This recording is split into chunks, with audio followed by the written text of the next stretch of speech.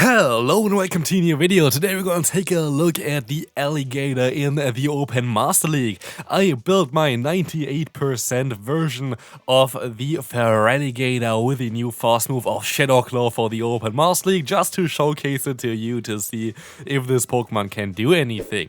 And I have to say, I was kind of surprised. I think if I did even a few more battles, I would have had even better results, because like the more I played with this Pokemon, the better it actually went. And honestly, I feel like it just takes a little bit of time to learn this thing, but for the Master League, it actually has a little bit of play. So the thing is, later on the season, I think in like nearly 2 months, we're going to have the Master League Premier Cup available. So basically Master League without any legendary Pokemon. And I would imagine that Feraligatr actually going to be not that bad for this meta then, because having coverage of Hydro Cannon and Ice Beam is going to be great, especially in a meta where there are going to be a lot of flying type Pokemon. But yeah, here we're going to encounter a very interesting team as well. We're going to have a team here with Dialga Double Water basically as a safe of our Feraligatr to bait out potential like Dragon type Pokemon, which we can punish with Ice Beam. Issue for this current meta, I feel like the last meta would have been a little bit better for Feraligatr, but this meta is going to be of course around the Palkia origin form, which is a little bit more tricky. But it is what it is, we can still deal with it. Here, first game, we're going to see the disarming voice coming through. We can go for the full farm down. In comes now the Landorus. We can still go for one charge move against the opponent. And so they're going to be forced to use a shield now. We can still survive one move with our Dialga as well, so I'm not really too scared.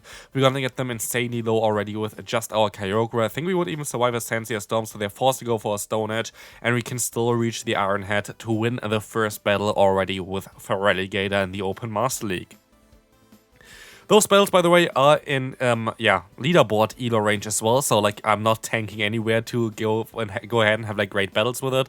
Here, basically, next game, this game really bothered me, which you're going to see here as well, because there's going to be something that you're going to see very soon. We can still take the move here from the opponent's hole, though, so we can't just let this move go through. We know that we're going to align against a Pokemon where we don't really want to have the Kyogre against, as it's going to be, I think was the Rayquaza, exactly, the Rayquaza coming back in.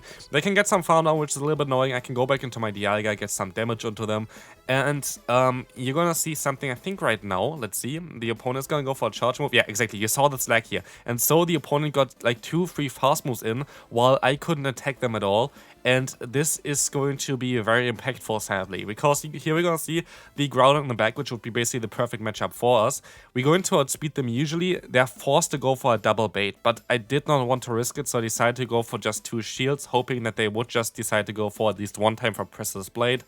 But the opponent makes a great play by going for the double bait of Fire Punch, so they're going to be able to outspeed me to the next Hydro Cannon. Sadly, it's going to be a CMP tie against the Precious Blade, because I was not able to swap out fast enough, which is okay, because there's actually still a win con that we would have, and you're going to see it here right now as well. The opponent is going to be forced to swap out eventually, because we have like the energy for it, and in comes now the Rayquaza. I would have farmed him down at this point. If I didn't have the lag, the opponent would have been down. I would have been able to go for the Draco. Mostly I would have been able to win the game, but it is what it is. It is just very annoying though.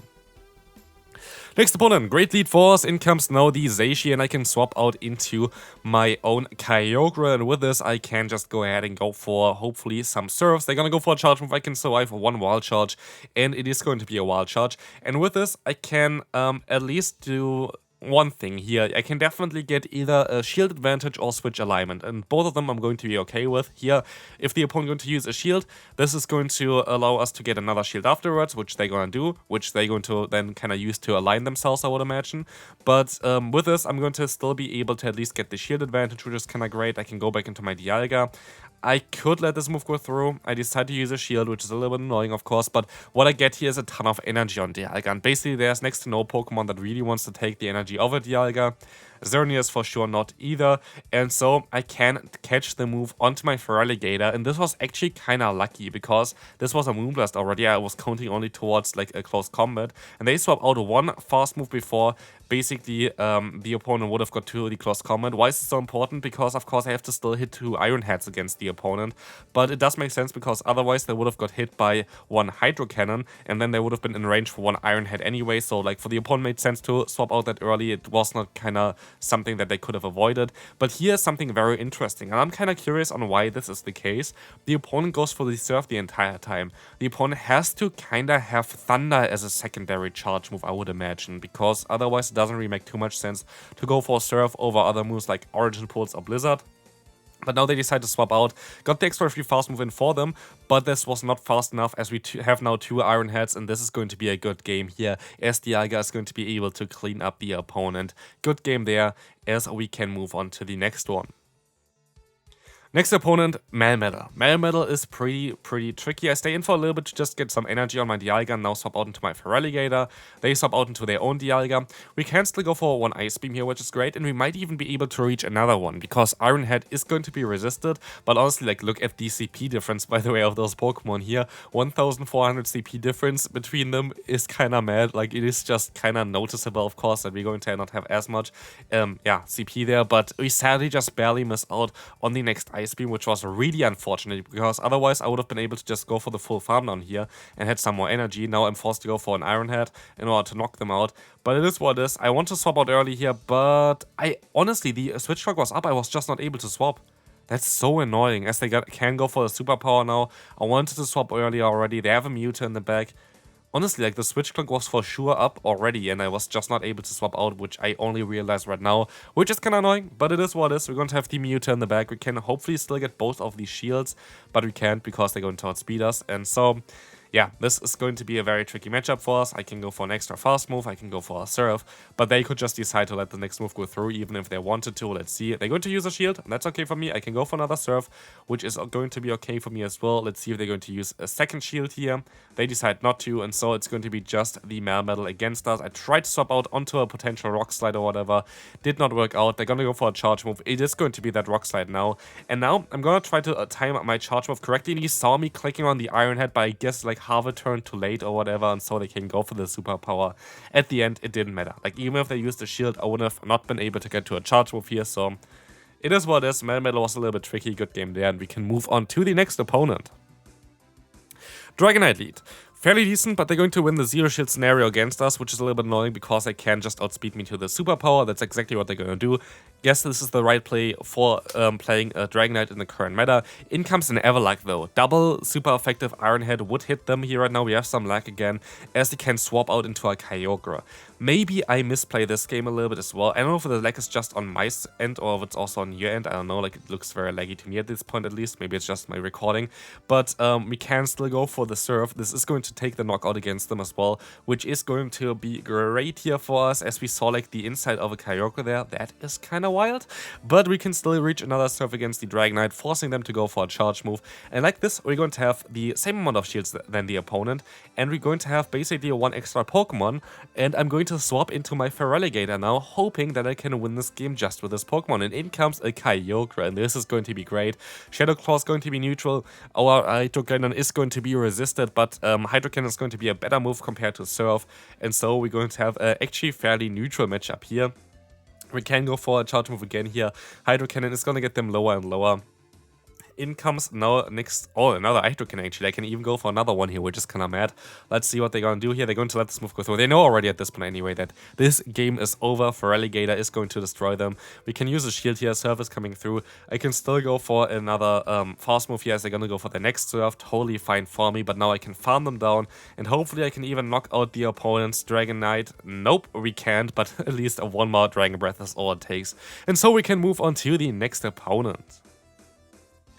Xerneas in the lead, an interesting Pokemon for sure. We can try to go for an Iron Head, but let's see if this is going to work out well for us. We can go for one shield. Actually, I misplayed this one quite a bit, I would imagine.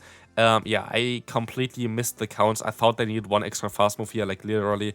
Don't know, like Geomancy is like so difficult for me to see, I feel like. It's just like such a weird animation for me. I don't even know if they get like an extra fast move through either here. It is just a little bit annoying, but I can try to catch a move here on my Feraligatr, which does work out. I actually get even the extra fast move in here, which is kind of nice. Close Combat is coming through, and they swap out into a Palkia, which allows me to at least go for the Ice Beam, which is going to be able to connect against them, doing some very decent damage. Ice Beam definitely better than Crunch here on this Pokemon, but yeah, definitely the last season's meta would have been way better for our Feraligatr compared to this season's meta, because Palkia is more common. Palkia is a little bit tricky to deal with for us.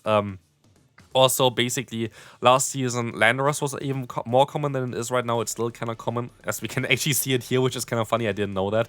But yeah, Landorus is still kind of common, but like was more common last season. And also something like Giratina Origin just completely vanished. So yeah, it is what it is. Here we're going to lose this game and we can move on to the next one. Palkia in the lead is amazing for us. So let's see what's coming in next. It's going to be the Mewtwo. Could have went into my Feraligatr as well. Feraligatr actually has a okay match up there, as well as we would have the super effective Shadow Claw. But as you're going to see, we can try to go for another Surfy against the opponent, trying to force a shield. Issue is, like, this matchup is not really as ideal for me. It is sometimes a little bit tricky because they can go for those charge moves here. I decided to use a shield. Maybe I should have not done this, I'm not too sure, but what I'm gonna do now is I'm gonna let this next move go through. This is going to be the Side Strike, and I'm gonna be able to go for the full farm now with my Dialga now. Here with the lead that we encountered, we kinda want to get rid of our Kyogre no matter what, and in comes now a Landorus. Something that I definitely can play against. I can kinda remember how many fast moves they did, and so I can try to swap out now into my Feraligatr, and they are at 7 fast moves at this point, I think. And so we can go for one Ice Beam against the opponent's Palkia, and it is going to still be a very close matchup, as they hopefully can farm them all the way down later on. They're forced to go for a Spatial Rant here in order to knock me out. Let's see if they're gonna do it. They decide to do exactly this, and this will allow me to go for the full farm down with my Dialga. I have to try to reach a Draco Meteor. This is my only way of winning this game. They're gonna go for their charge move. Can we outspeed them? This is going to be the question here. Sandsea Storm coming through, and we can still reach the Draco Meteor. With a debuff, it's still going to be close. Can we knock them out? We can, and so we can move on into the next matchup here. Final opponent for today. I hope you enjoyed this showcase for Feraligatr. If you want to see more spicy stuff for the Master League, then feel free to leave a like and subscribe to this channel. I have to say that I'm mostly going to showcase especially spicier stuff for the Master League for this week. It is still early on into the season, so we're going to have not really any pressure in terms of the elo. I already got to the leaderboards anyway this season, so like that's totally fine, and I'm still on it actually at this point. But basically I'm going to try to do more spicier stuff. Later on today as well, we're going to have the Incineroar Community Day, and I'm going to try to take a look at this Pokemon in the Open Master League, as this Pokemon can actually beat something like Solgaleo and Mewtwo, which is kind of wild, as Mewtwo is actually kind of common now. So that's going to be a lot of fun. So definitely stay tuned for this. But here, final game, we're going to have, sadly, a double Dragon Line. A double Dragon Line is something that I encountered quite often. You didn't see all my games, by the way, for this video. I cut off a lot of my losses as well, just because it was kind of tricky to play this team. But still, I hope you enjoyed this one. If you did, feel free to leave a like, and I'll see you then. Bye bye.